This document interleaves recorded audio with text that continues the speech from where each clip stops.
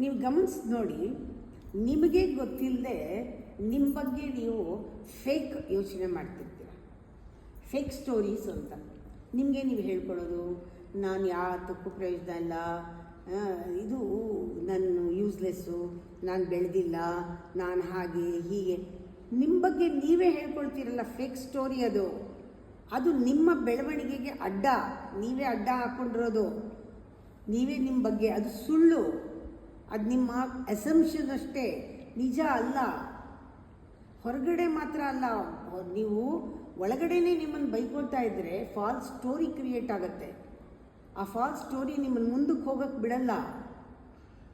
ನಿಜವಾಗ್ಲೂ life lesson ಏನು, ನಿನ್ನ ಜೀವನ ಬದಲಾಯಿಸ್ಕೊಳ್ಬೇಕಾ?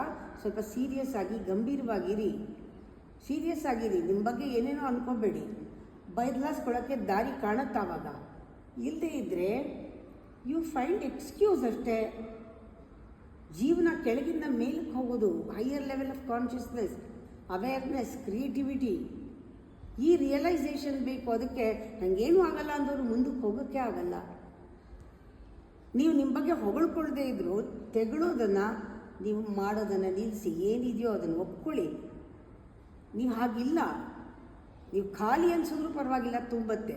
ಆದರೆ ನಾನು ಇದು ಅದು ಅಂದ್ಕೊಂಡ್ರೆ ಏನೂ ಹೊರಗಡೆಯಿಂದ ಬರೋಲ್ಲ, ಒಳಗಡೆಯಿಂದ ಹೊರಗಡೆ ಹೋಗಲ್ಲ. ಯು ಆರ್ ಟೋಟಲಿ ಸ್ಟಾಗ್ನೆಂಟ್ ಆಗಿಬಿಡ್ತೀರ. ಬೆಳವಣಿಗೆ ಎಲ್ಲಿಂದ?